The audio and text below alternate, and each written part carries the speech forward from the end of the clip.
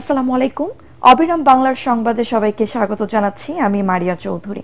শুরুতেই বিআরবি কেবল সংবাদ শিরোনাম। বৃষ্টি ও ঢলের কারণে বিপদসীমা অতিক্রম করেছে কাপ্তাই লেকের পানি। বিকেলে খুলে দেওয়া হবে 16টি জলকপাট।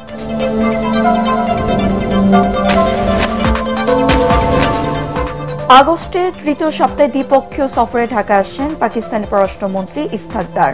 কয়েকটি চুক্তি সইয়ের সম্ভাবনা।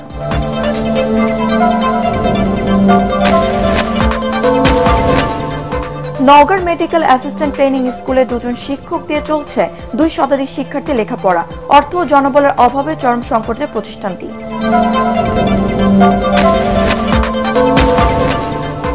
এবং হারানো রূপ ফিরে পেতে শুরু করেছে বগুড়ার ঐতিহ্যবাহী করতোয়া নদী।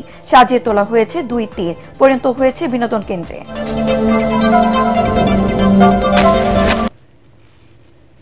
শুনছিলেন বিআরবি কেবল সংবাদ শিরোনাম। এবার জানিয়ে দেব বিস্তৃত সংবাদ।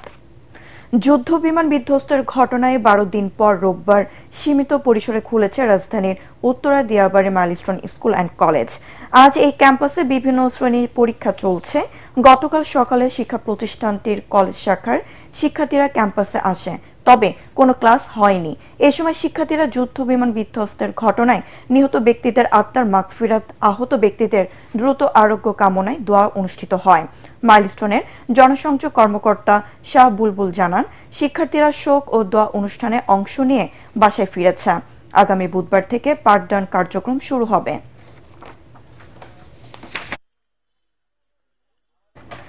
দর্শক, এই মুহূর্তে বিমান দুর্ঘটনায় বিধ্বস্ত মাইলস্টোন স্কুলের সামনে রয়েছেন সহকর্মী মুশফিকুর রহমান। আমরা সরাসরি চলে যাচ্ছি তার কাছে। মুশফিক, স্কুলে আসা শিক্ষার্থীরা কি বলছেন এই বিষয়ে আমাদেরকে বিস্তারিত জানান।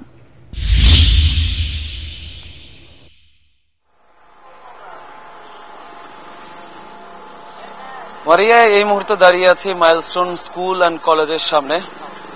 যেমনটা আপনি জানেন যে গত 21 জুলাই এখানে বিমান বাহিনীর একটি প্রশিক্ষণ বিমান বিধ্বস্তের ঘটনা ঘটে এবং মর্মান্তিক সেই ঘটনা তারপরে প্রাইমারি সেকশনের উপরে পড়ার পর কিন্তু প্রচুর হতাহতের ঘটনা ঘটেছে। তারপরে আসলে 12 দিন পর গতকাল মাইলস্টোন স্কুল অ্যান্ড কলেজ এই শাখাটি খোলা হয়। তবে গতকাল কোনো ক্লাস হয়নি, দোয়া মাহফিল হয়েছে এবং স্টুডেন্টরা যারা আছেন এখনো পর্যন্ত কিন্তু তারা অনেকটা শোকের যে ছায়া বা শোকের ছোঁয়া সেটা কিন্তু কাটিয়ে উঠতে পারেনি। এর ফলে তাদেরকে কাউন্সিলিং দেওয়ানো হয়েছে। আজকে আমরা দেখেছি যে 10টা বাজার আগেই কিন্তু শিক্ষার্থীরা এসেছে, বিশেষ করে ক্লাস 9, 10 এবং দ্বাদশ শ্রেণীর শিক্ষার্থীরা তারা এসেছেন এবং আমরা জেনেছি যে আজকে 10ম শ্রেণীর পরীক্ষা হওয়ার কথা, এর জন্য শিক্ষার্থীরা এখানে এসেছেন এবং তারা প্রবেশ করেছেন। তবে শিক্ষার্থীদের স্বতঃস্ফূর্ত যে অংশগ্রহণ সেই অংশগ্রহণ কিন্তু আমরা খুব একটা দেখিনি, বা তারা যে চনমনে মন নিয়ে শিক্ষা প্রতিষ্ঠানে প্রবেশ করতে হয় সেইভাবে তারা কিন্তু শিক্ষা প্রতিষ্ঠানে আসলে প্রবেশ করছে না। কারণ এখনো পর্যন্ত মনে হচ্ছে যে অনেকেই উপর দিয়ে, যেহেতু এটা বিমানের রানওয়ের পরপরই এই এলাকাটা পড়ে, তো বিমান উপর দিয়ে উড়ে গেলেই তারা কিন্তু আতঙ্কিত হয়ে পড়ছে, অনেকে আকাশের দিকে তাকাচ্ছে এবং অনেক অভিভাবককে আমরা দেখছি তাদের যে শিশুরা আছেন, শিক্ষার্থীরা আছেন, তাদেরকে এখানে রেখে যাওয়ার সময় অনেকটা আতঙ্কিত হয়ে পড়ছে, শঙ্কা প্রকাশ করেছে। আমাদের সাথে কয়েকজন কথাও বলেছেন যে এখানে যে শিক্ষার্থীদেরকে দিলাম এখনো পর্যন্ত এর উপর দিয়ে বিমান চলাচল করছে, তো আসলে পরবর্তীতে আর কোনো দুর্ঘটনা ঘটবে না এমন কোনো নিশ্চয়তা নেই এখনো পর্যন্ত। এইভাবেই আসলে এই শিক্ষা কার্যক্রম শুরু হলো। তবে প্রাইমারি যে সেকশন, সেই সেকশনের ক্লাস কিন্তু এখনো পর্যন্ত শুরু হয়নি বলে আমরা জেনেছি। এবং যেখানে বিমান বিধ্বস্তের ঘটনা ঘটেছিল সেই যে ভবনটি, সেটাও এখনো পর্যন্ত মেরামত সম্ভব হয়নি এবং সেই ক্লাস কবে নাগাদ শুরু হবে এখনো পর্যন্ত কিন্তু বলা সম্ভব হচ্ছে না। তবে উপরের দিকে যে শ্রেণীগুলো আছে সেই শ্রেণীর শিক্ষা কার্যক্রম কিন্তু চলমান থাকবে। মারিয়া, এখনো পর্যন্ত এই ছিল আমার কাছে সর্বশেষ। মুশফিক, আপনাকে ধন্যবাদ। কাপ্তাই হ্রদের পানি বিপদসীমা অতিক্রম করতে শুরু করায় বিকেলে বাঁধের 16টি জলকপাট খুলে দেওয়া হবে। সপ্তাহ জুড়ে বৃষ্টি ও উজান থেকে নামার ঢলের কারণে রাঙ্গামাটির কাপ্তাই হ্রদের পানি উচ্চতা বিপদসীমায় পৌঁছেছে। রোববার সন্ধ্যায় কাপ্তাই লেকের পানির উচ্চতা 107 MSL অতিক্রম করেছে। রোববার রাতে কাপ্তাই জল বিদ্যুৎ কেন্দ্রের ব্যবস্থাপক মাহমুদ হাসান স্বাক্ষরিত এক বিজ্ঞপ্তিতে এই তথ্য জানানো হয়।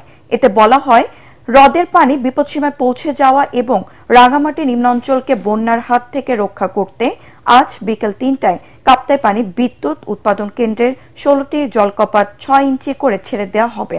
এতে প্রতি সেকেন্ডে 9000 কিউসেক পানি কাপ্তাই লেক থেকে কর্ণফুলী নদীতে নিষ্কাশন করা হবে। বর্তমানে কেন্দ্রের 5টি ইউনিট থেকে সর্বমোট 219টি মেগাওয়াট বিদ্যুৎ উৎপাদন হচ্ছে।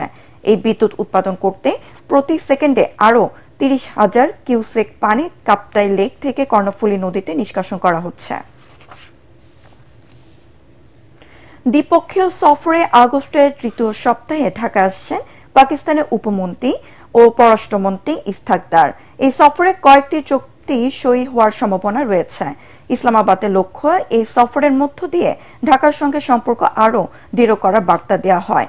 পাকিস্তান সরকারের এক কূটনৈতিক জানিয়েছেন, পাকিস্তান পররাষ্ট্রমন্ত্রী ইসহাক দারের 22 বা 23 আগস্টে ঢাকা সফরের কথা রয়েছে। এপ্রিল মাসের স্থগিত হওয়া সফরটি এখন হবে। ভারতের পেহেলগামে সন্ত্রাসী হামলার প্রেক্ষাপটে দেশটির সঙ্গে সীমান্তে উত্তেজনা দেখা দিলে গত 27 এপ্রিল ইসহাক দারের ঢাকা সফর স্থগিত করে ইসলামাবাদ। ঢাকা সফরকালে পররাষ্ট্র উপদেষ্টা তৌহিদ হোসেন ও প্রধান উপদেষ্টা ডক্টর মোহাম্মদ ইউনূসের সঙ্গে ইসহাক দার বৈঠক করবেন বলে জানা গেছে।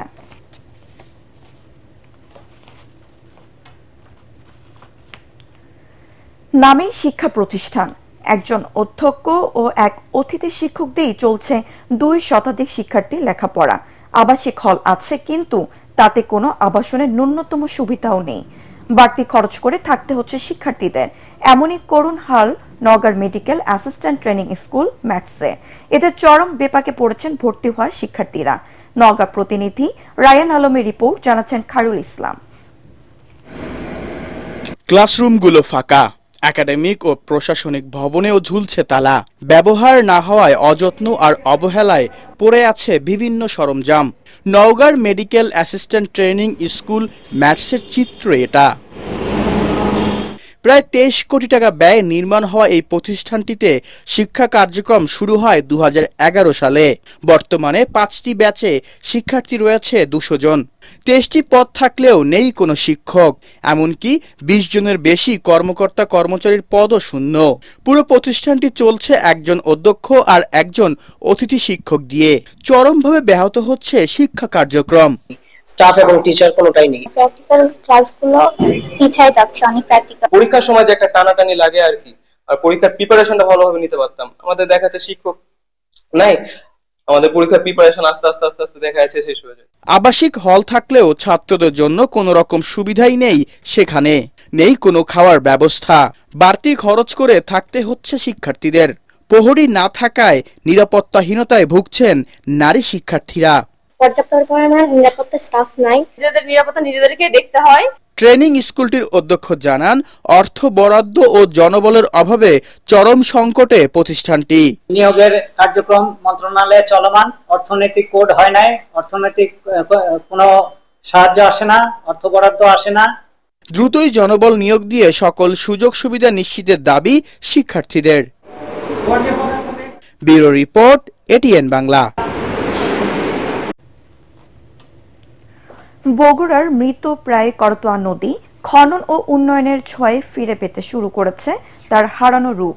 নদীর তীর এখন পর্যন্ত হয়েছে সাধারণ মানুষের বিনোদনের প্রাণকেন্দ্রে। প্রতিদিন বিকাল থেকে রাত পর্যন্ত হাজার হাজার মানুষের পদচারণায় মুখর হয়ে ওঠে নদীর তীর। বগুড়া থেকে আজিজুল হাকিমের রুমনের পাঠানো তথ্য ও চিত্রে আসিফুর রহমানের সাগরের রিপোর্ট। প্রাণ ফিরে পেতে শুরু করেছে বগুড়ার ঐতিহ্যবাহী নদী করতোয়া। দখল, ময়লা আবর্জনায় মরতে বসেছিল নদীটি। এখন সংস্কারের ছোঁয়ায় ফিরেছে পানির স্রোত। বগুড়া শহরের বুক চিরে বয়ে যাওয়া নদীর পাড় সাজিয়ে তোলা হচ্ছে।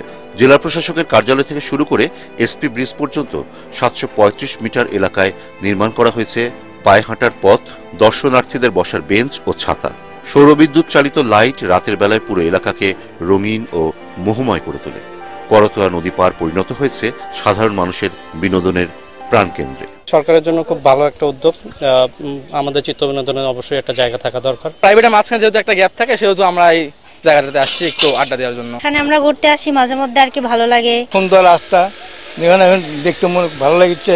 প্রায় 47 কোটি টাকা ব্যয়ে নদীর 28 কিলোমিটার জুড়ে খনন ও পার বাঁধাইয়ের কাজ করছে বাংলাদেশ পানি উন্নয়ন বোর্ড। এই কাজ বাস্তবায়নের ফলে এসপি ব্রিজ থেকে ডিসি অফিস পর্যন্ত আপনি সৌন্দর্য ফুটে উঠেছে, দখল দূষণ মুক্ত হয়েছে এবং আপনি দেখবেন যে হাজারো পর্যটক সেখানে ভিড় করছে।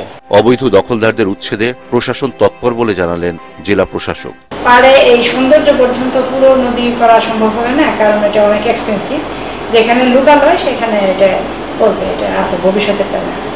ঐতিহ্যবাহী করতোয়া নদী আবারও ফিরে পাবে তার হারানো রূপ, এমনটাই প্রত্যাশা বগুড়াবাসীর।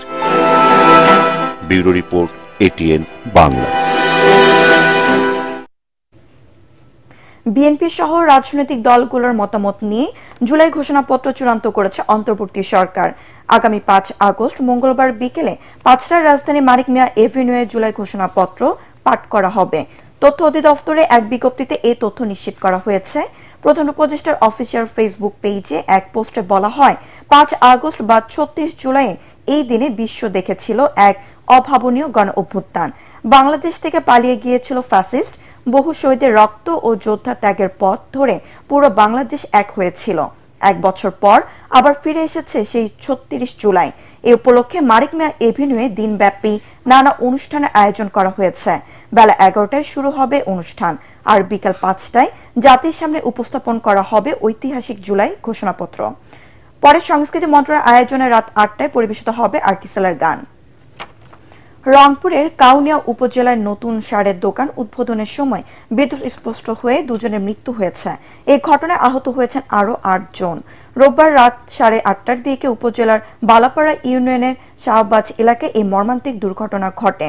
নিহতরা হলেন পীরগাছা উপজেলার ইটাকুমারী ইউনিয়নের বাসিন্দা শাহাবুদ্দিন এবং মিঠাপুকুর উপজেলার শরীফুল ইসলাম।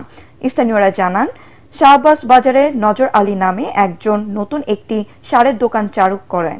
উদ্বোধনী অনুষ্ঠানে চলাকালে দোকানে বৈদ্যুতিক সংযোগে হঠাৎ ত্রুটি দেখা দিলে কয়েকজন একসঙ্গে বিদ্যুৎ স্পষ্ট হন। তাৎক্ষণিকভাবে স্থানীয়রা আহতদের উদ্ধার করে উপজেলা স্বাস্থ্য কমপ্লেক্সে নিয়ে গেলে কর্তব্যরত চিকিৎসক দুজনকে মৃত ঘোষণা করেন। আহত 5 জনকে কাউনিয়া উপজেলা স্বাস্থ্য কমপ্লেক্সে এবং আরও 3 জনের অবস্থা আশঙ্কাজনক হলে রংপুর মেডিকেলে পাঠানো হয়েছে। এবার আন্তর্জাতিক সংবাদ।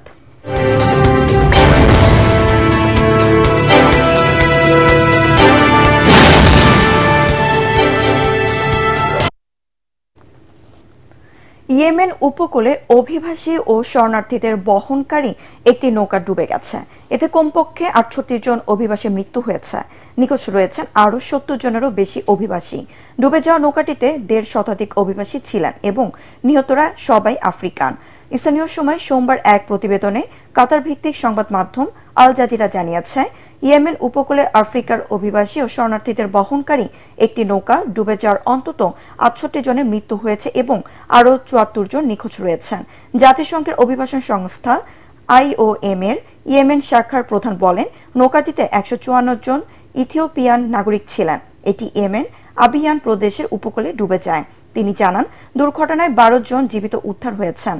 খানফার জেলায় 54 জনের মরদেহ ভেসে আসে এবং আরও 14 জনের মরদেহ অন্য একটি এলাকা থেকে উদ্ধার করে হাসপাতালে নেওয়া হয়। জাপান সাগরে যৌথ নৌ মহড়া শুরু করেছে চীন ও রাশিয়া। দুই দেশের পারস্পরিক কৌশলগত অংশীদারিত্ব আরও শক্তিশালী ও মার্কিন নেতৃত্বাধীন বৈশ্বিক ব্যবস্থাকে ভারসাম্যপূর্ণ করতে আজ থেকে এই মহড়া শুরু হয়।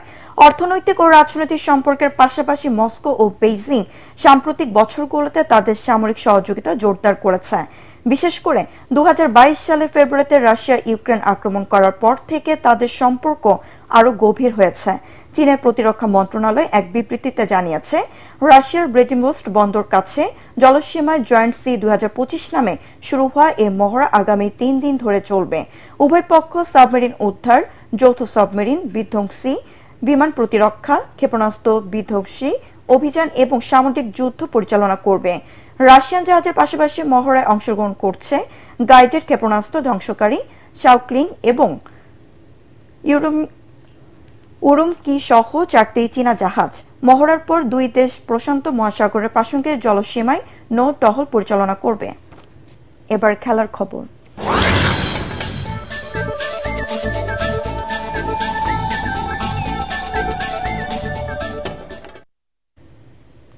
লর্ডারহিলের তৃতীয় টি-20তে ওয়েস্ট ইন্ডিজকে 13 রানে হারিয়ে 2-1 ব্যবধানে সিরিজ জিতেছে পাকিস্তান।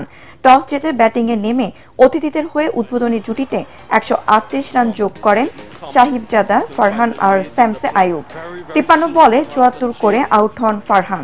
দলের 170-এ স্যাম আইয়ুব বিদায় নেওয়ার আগে খেলেন 66 রানের ইনিংস। তাতে 4 উইকেটে 189 রানের পুঁজি পায় পাকিস্তান।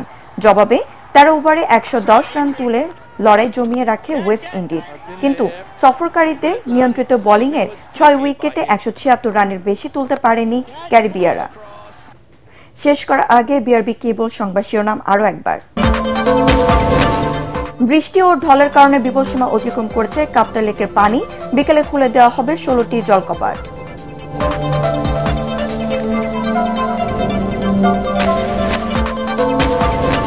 আগস্টের তৃতীয় সপ্তাহে দ্বিপক্ষীয় সফরে ঢাকা আসেন পাকিস্তানের পররাষ্ট্রমন্ত্রী ইসহাক দার। কয়েকটি চুক্তি সইয়ের সম্ভাবনা।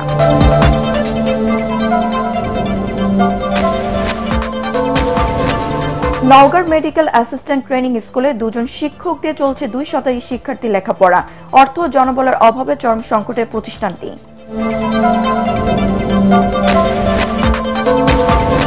এবং হারানো রূপ ফিরে পেতে শুরু করেছে বগুড়া ঐতিহ্যবাহী করতোয়া নদী। সাজিয়ে তোলা হয়েছে 2 তীর, পরিণত হয়েছে বিনোদন কেন্দ্রে।